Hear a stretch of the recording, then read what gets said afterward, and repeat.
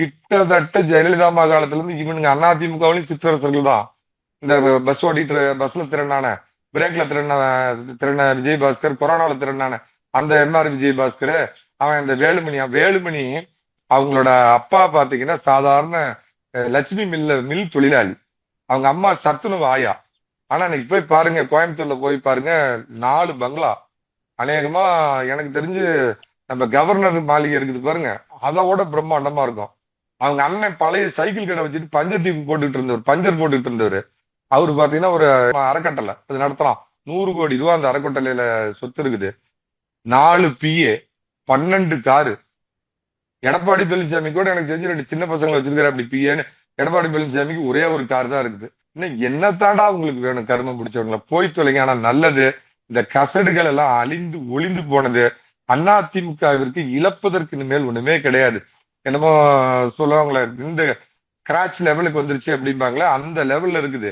இதை ஒரு நல்வாய்ப்பா பயன்படுத்திட்டு காலகாலமா இவங்களால நசுக்கி வைக்கப்பட்ட இன்னைக்கு தொண்டர்கள் பாருங்க, புதுசா ஒரு மாவட்ட செயலாளர் விழுப்புரத்துல போட்டோன்னே வீறு கொண்டு கட்சி அங்க செயல்படுது.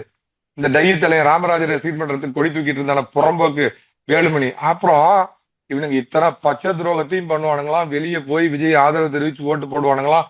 மறுபடியும் எம்எல்ஏ பதவி கட்சி தாவல் தடை சட்டத்துல போயிடணும்னு மன்னிப்பு கடிதாசு கொடுத்த உடனே இவனுங்களுக்கு மறுபடியும் நொட்டணுமா மாவட்ட செயலாளர் பதவி. இவர் வந்தா கதாநாயகனா தான் கிளிப்பாராம். அமெரிக்க மாப்பிள்ள நோ நோ நோ, இல்ல இந்த இது சைடு நோ நோ நோ அப்படின்னா, இங்க இவ்வளவு பச்சை துரோகத்தையும் பண்ணிட்டு உன்னை மாவட்ட செயலாளரை போட்டு அந்த கட்சி விலகுமாயா?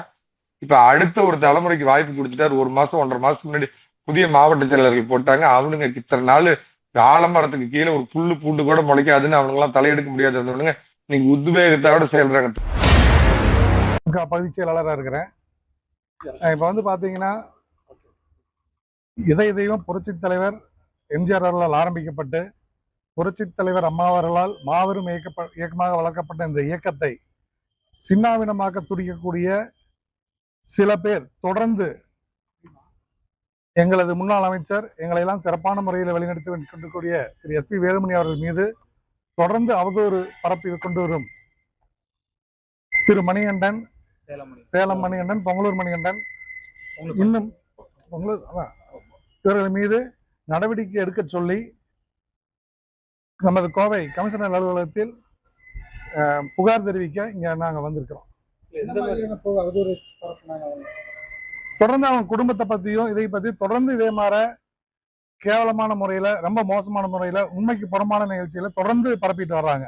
இது தொடர்ந்து கொண்டே இருக்கிறது. அதை தடுக்கணுங்கிற ஒரே நோக்கத்துல நாங்க இப்போ புகார் கொடுக்க வந்திருக்கோம். என்ன சொல்லியிருக்காருங்க அதிகாரிகள்? அதெல்லாமே சிடி மூலியமாவும் பென்ட்ரைவ் மூலியமாவும் கொடுத்திருக்கிறோம். உடனடியா நடவடிக்கை எடுப்பதாக உறுதி சொல்லியிருக்கிறாரு.